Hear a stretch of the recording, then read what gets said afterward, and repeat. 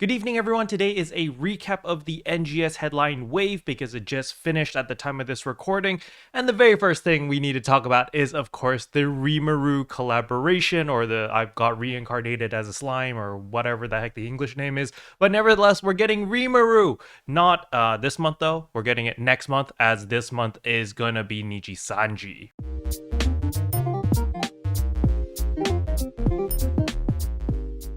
Alright, before I get ahead of myself, let us talk about the new content that is coming out in April. So the very first thing is, of course, the Leciel Exploration update. It's basically a rehaul of Leciel Exploration. Personally, I think I'm gonna like this one a lot more. It's a lot more linear. Everyone just kind of follows a single path. You bulldoze through everything, and then you get to select all these different skills in order to cater all the buffs to your specific build, which is really, really nice. And then you fight a big bad boss at the very end, and there is the off chance of it actually spawning Masquerade, so that is going to be pretty cool.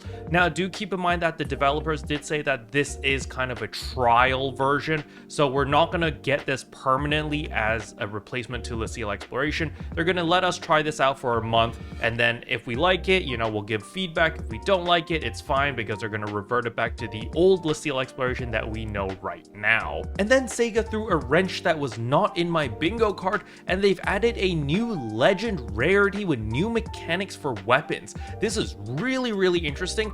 So the idea in the developer letter was they wanted to bring back old PSO weapons, or just Phantasy Star weapons in general, where they had like unique abilities and unique powers that changed how people played the game. So what these new legend rarity weapons are, they're basically our old weapons from Phantasy Star series, where it's like, oh, we remember this weapon or that weapon, and they're just bringing them back and slowly introducing them into the game so that people can try these out. And it's fundamentally gonna change the way that a lot of people are gonna play. Instead of chasing the highest rarity weapon with the most amount of damage, maybe you prefer a very specific weapon because it gives you a legendary power that allows you to play a very specific way.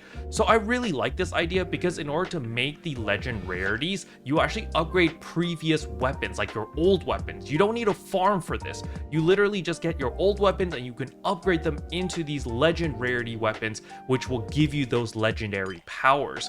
So this definitely sounds really cool. Now, unfortunately, throughout the headline, I believe they talked about one or maybe two weapons at the moment, and then they say that they will slowly introduce more weapons later down the line. And then on top of that, in the developer letter, they did say that they will allow these weapons to be upgraded at least one tier, so that they don't become obsolete as we get higher rarity weapons and damage numbers get bigger. So that is pretty cool to see.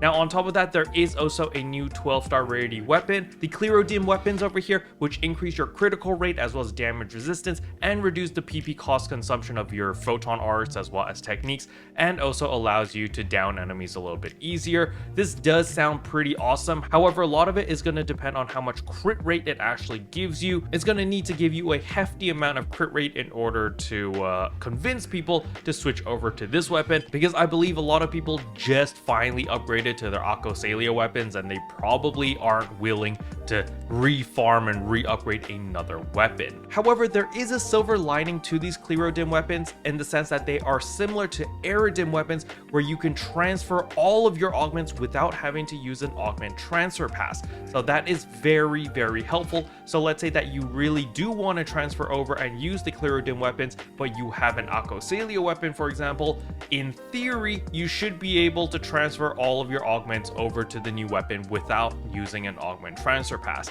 This is definitely something that I will need to test on April 2nd when this weapon becomes available. But now for the part that I am most excited of, and that is of course the Braver update, as well as new EX augments, which is really, really awesome, because these EX augments over here are just upgraded versions of some existing EX augments. So for example, on the far right, we see there is EX Tri-Shield Follow 2H. It gives you 10% HP recovery, damage resistance plus 5%, and shorten EX Tri-Shield cooldown by 90 seconds. So this is freaking awesome. Now, I don't know if I'm gonna need EX Tri-Shield on top of EX Tri-Shield Follow 2. Like, do I need both of them? Or does EX Tri-Shield Follow 2 automatically give me EX Tri-Shield? That is something that we're gonna need to test and see for sure. Again, this comes out on April 2nd. So all of these new EX augments come out April 2nd. They will drop from Leciel Exploration, I'm assuming, from the Clerodim weapons. But nevertheless, these EX augments look very, very promising, such as the EX Critical Follow 2. This one looks really cool too. Additional attack on normal attack. Additional attack treated as a normal attack. Definite critical hit. 1 second cooldown. So does this mean that every time I normal attack, there's going to be a follow-up attack that will always crit as well? So that, and it's a 1 second cooldown. That actually sounds really, really useful and really fun to mess around with to get a ton of extra damage.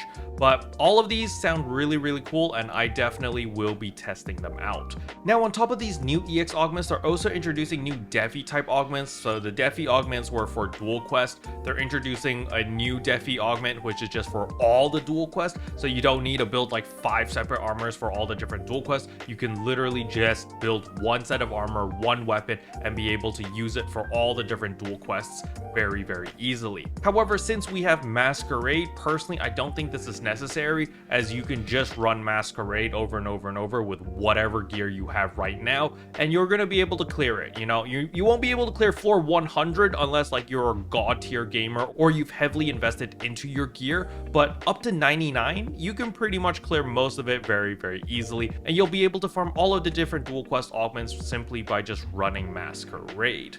But now it is time to talk about the Braver rework. So unfortunately, they didn't give us much information over here. They just said that they've added new effects to the katana and the photon bow, and they've added a new class skill that enhances photon arts for a certain number of times after brave combat. So again, we're gonna have to wait for April 2nd for this to actually release in order to test everything out. But from what we saw from the trailer, everything does look very, very flashy. Next up are a bunch of quality of life improvements. The main one I want to point out is the second bullet point over here. Adjusted item list order on the list of rewards that appear when you complete a quest. Regardless of rarity, feature drop items are listed first. Now it's easier to check augment capsules and valuable materials on the reward screen. This is a very big deal, because what happened before and what's happening right now still is whenever you complete the relay quest or limited time quest or whatever special quest there is, you'll notice that the special scratch tickets are all the way at the very bottom. But most people actually want those special scratch tickets because they're feature drop items. So what they're doing now is, regardless of what rarity it is, those featured items are always going to be at the very top. So let's say that you do get that ultra rare capsule, you finally get a Clan Gigas mass data drop from spamming a relay quest, it's gonna pop up at the very top of the list when you receive your rewards. So, you know, you'll see that, hey, you actually got a rare drop. That's really nice. So this is a very good quality of life change. I honestly, I don't know why it took them this long, but nevertheless, it's finally here. So that is good. Next up is the mission pass. The only thing I want to point out over here is this accessory, the heroine mask. I don't know how to pronounce this word. I keep trying to pronounce it like how I would normally say it, and I keep saying the drug. So yeah, hero masks, but this looks really funny. So I do want this mask, and we're gonna get it for free since it is mission pass. Now on top of that, we are also getting the Super Origin Revival. So this one is an AC scratch. Unfortunately, it's not free. However, everyone does get one free pull, so that is pretty nice. Now moving on to April 15th, that is of course the Niji Sanji collaboration over here. Personally, I don't know any of these characters, so They look pretty for sure, but I don't know anything about these characters. And then on April 23rd is when the Halpha Super Origin Festival 2025 kicks into full swing, where we get the seasonal event, where we get all our freebies, all these goodies, as well as a bunch of limited time tasks to get even more freebies. Now included in all of these freebies, there are two main scratches that you need to pay attention to. The first one is the Special Scratch Ticket Super Origin Festival 2025.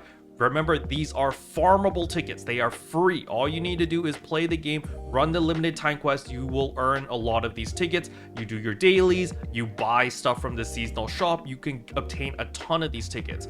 Now, you want to obtain these tickets because of these two new outfits, because they're NGS specs of Jean as well as Annette from PSO2 ES.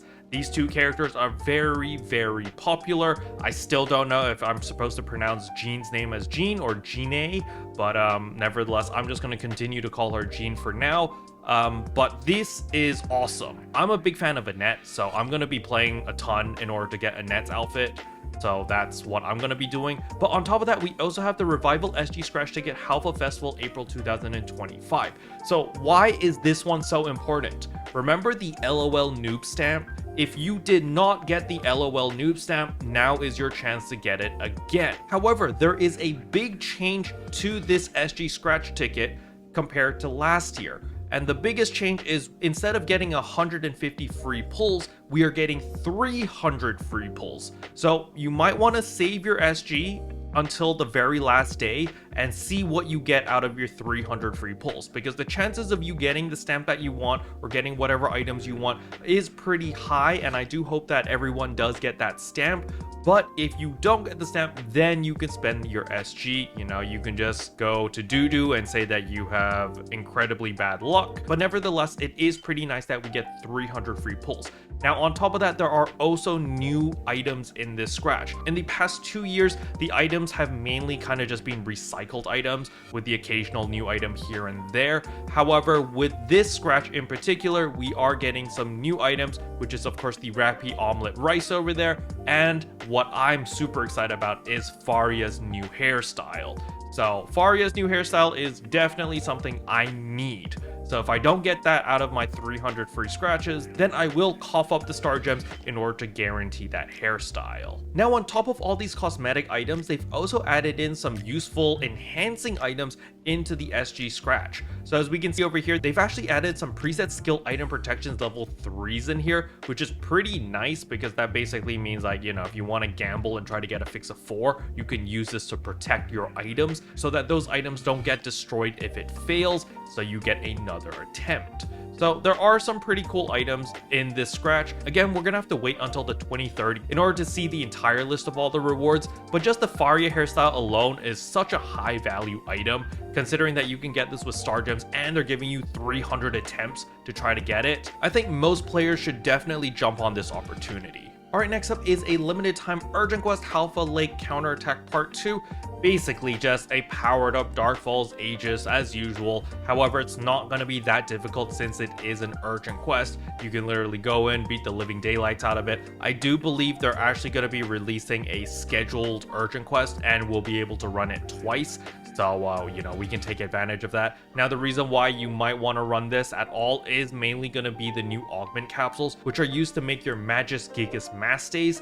However, you know, you don't have to make your Magus Gigas Mastays. Gland Gigas Mastay is perfectly fine as well. It's just that if you want a more offensive based one with more PP and less HP, because the Magus doesn't give any HP at all, but it gives you 6 PP instead, which is pretty nice. All right, next up is the operation report. There was one question that really made me crack up over here. I have no idea who wrote this question, but it says, please bring back Papona's movie concerts. I'm begging you, it's now or never. Wah. Don't tell me I'll never hear it in-game again, but seriously, thanks for everything, Papona.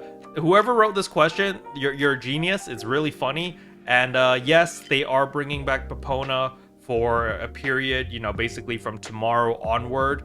There is going to be a new keyword that is thank you Papona.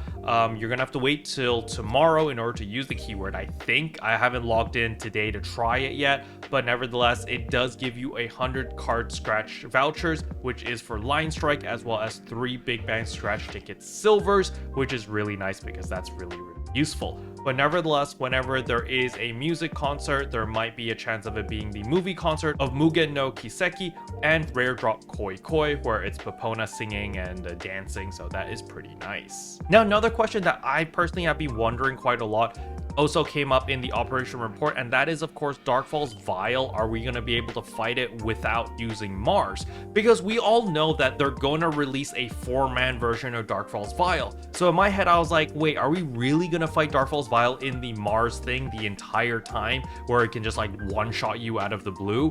I was a little bit concerned about that, and well, they had this little trailer.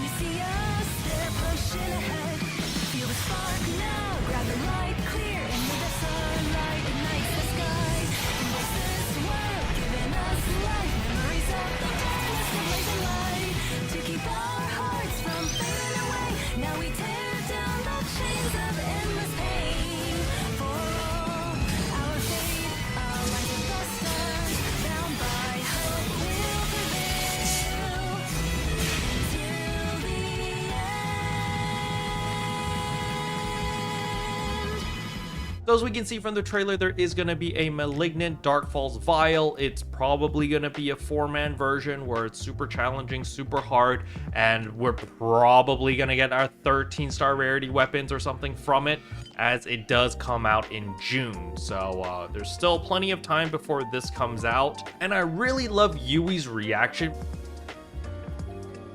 That only left me with more questions. Because that was literally what I was thinking after watching the trailer. I was like, wait a second. So, you know, we beat up Dark Falls Vial, and then he somehow just respawns and comes back and we gotta beat him again as a 4-man version? Like, how does that work? So, yeah, left us with a lot of questions, that's for sure. And then last but not least is, of course, the Rimuru collaboration, which I talked about at the very beginning of the video. It's That Time I Get Reincarnated as a Slime. Okay, that's the English name. But nevertheless, this is a really good anime. Personally, I'm a big fan of Ten-Sura, so I'm pretty happy that we are getting this collaboration. We better get a motion item where we turn into Rimuru Slime Edition and we just like bobble around on the floor. I think that would be the funniest motion item. Of course, we've got Milim over here, so she's going to be available. So these two characters are pretty much confirmed. I don't know who else they're going to bring in, or they might go the Overlord path where they only just bring in 2 characters. But I am hoping to see more characters, maybe Rimuru in their regular form. That would also be really nice to see. Special thanks to all the members for supporting the channel. It really means a lot to me. Thank you again. But yeah, that's all I wanted to cover in today's video. Hopefully you guys found it helpful. If you did, I would appreciate a like and a subscribe. And I'll see you guys in tomorrow's video. Bye.